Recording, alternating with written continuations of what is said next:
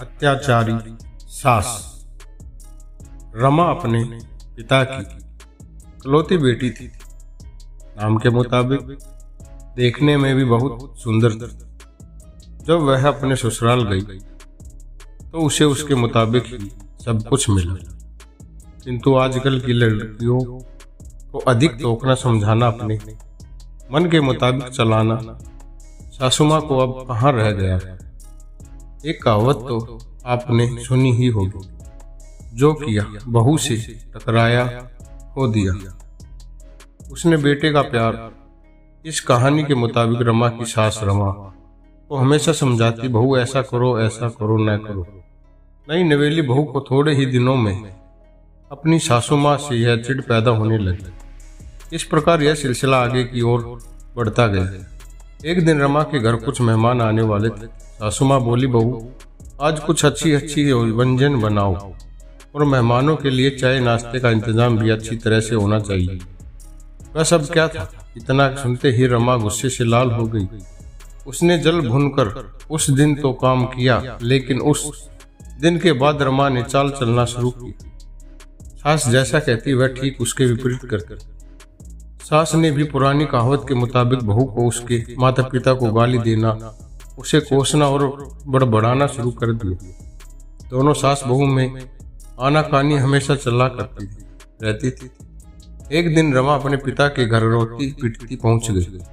वह अपने पिता से बोली, पिताजी आप तो डॉक्टर हो, मुझे कुछ ऐसी दवा दीजिए जिसे खिलाकर वह बुढ़िया गूंगी हो जाए, क्योंकि वह मुझे गंदी गंदी गालियां देती है। इस वक्त पिताजी कुछ सोचते हुए बोले, बेटी मेरे पास एक ऐसी दवाई है, लेकिन यह कड़वा है, वो आसानी से नहीं खाएगी। इसलिए मैंने एक युक्ति सोची है। तुम हर रोज 1 महीने तक यह दवा अपनी सास को खाने में मिलाकर खिलाती रहना। ठीक 1 महीने में वह पूरी तरह गूंगी हो जाएगी। लेकिन हाँ, यह दवा थोड़ा कड़वा है, इसलिए तुम खाना इतने प्यार से खिलाना कि उसे पता ही न चले। दवा लेकर सुनंदा खुशी खुशी अपने घर आई और पिता के कहे मुताबिक अपना काम शुरू कर दी।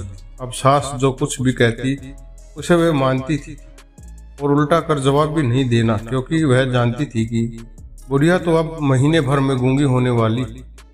बोल ले जितना बोलना है, उसके बाद वह चैन से रहेगी। अब हर रोज वह प्यार से चुटकी भर दवा खाने में मिलाकर प्यार से माँ जी को देती थी। माँ भी समझती शायद इसके माता पिता ने इसे समझा बुझाया है, इसलिए यह लड़ना झगड़ना बंद कर दिया। अब माँ जी भी बहू की खूब प्रशंसा किया करती थी और बहू भी प्रशंसा सुनकर प्यार बातें किया करती थी।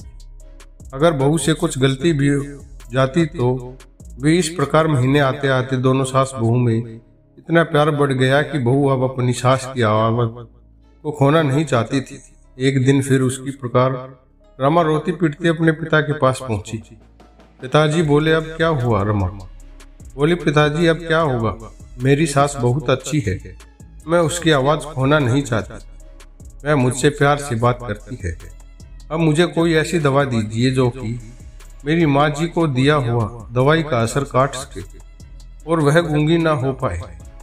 इस पर पिताजी हंसते हुए बोले, बेटी तुम रोना धोना बंद करो और खुशी से रहो। जो दवा मैंने तुम्हें दिया है वह कोई दवा नहीं था, वह रिश्तों में घुली कड़वाहट उतारने की तरकीब थी। अगर मैं ऐसा नहीं किया होता तो तुम शायद आज नहीं सुधरती होती। बेटी इसी प्रकार यदि तुम अपनी सास के साथ अच्छे से रहोगी तो वह भी तुम्हें अपनी बेटी के समान प्यार करेगी। अब रमा को सारी बात समझ में आ गई। उसे अपनी गलती का एहसास भी हो गया था। वह वापस अपने ससुराल चली आई। इसके बाद दोनों सास बहू प्यार से रहने लगी। उनके बीच स्नेह और अपनापन का भाव आ गया और घर खुशियों से भर गए। आशा है कि ये कहानी आपके दिल को छू गई होगी।